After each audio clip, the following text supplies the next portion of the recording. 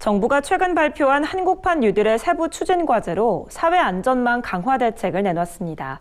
국민 기초생활보장제도의 불합리한 기준을 개선하고 기초연금 수혜 대상도 대폭 늘려 더 많은 국민이 복지 혜택을 누리게 한다는 방침입니다. 보도에 남수지 기자입니다. 보건복지부가 최근 한국판 뉴딜의 세부 추진 과제로 사회 안전망 강화 대책을 발표했습니다. 먼저 복지부는 생계급여 수급자 선정 시 부양 의무자가 부양 능력이 없음을 입증해야 하는 생계급여 부양 의무자 기준을 오는 2022년까지 폐기하기로 했습니다.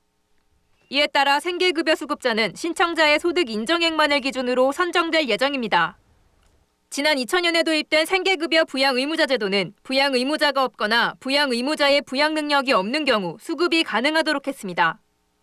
하지만 부양 의무자가 부양 능력이 없다는 것을 입증하기 어렵고 이로 인해 미신청 사례가 발생하면서 생계급여 부양 의무자 기준은 빈곤 사각지대의 주요 원인으로 꼽혀왔습니다. 이번 개편으로 복지부는 약 18만 가구가 추가로 생계급여 지원을 받을 것으로 예상하고 있습니다. 국민기초생활보장제도의 기준 중위소득 산정 기준도 변경됩니다.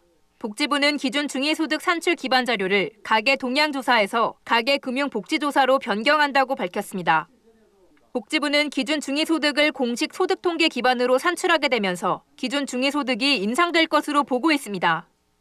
복지부에 따르면 지난 2018년 기준 중위소득은 452만 원이었고 가계 금융복지조사 중위소득은 508만 원으로 12.5% 높게 조사됐습니다.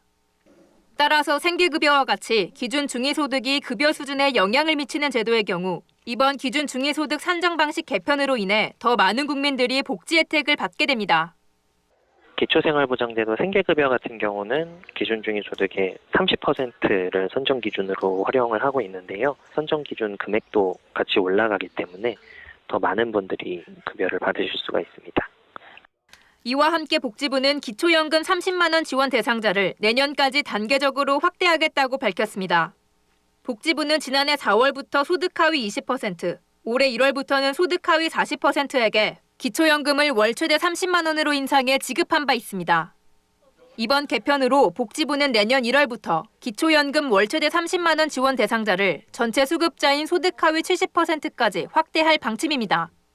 MBS 뉴스 남수지입니다.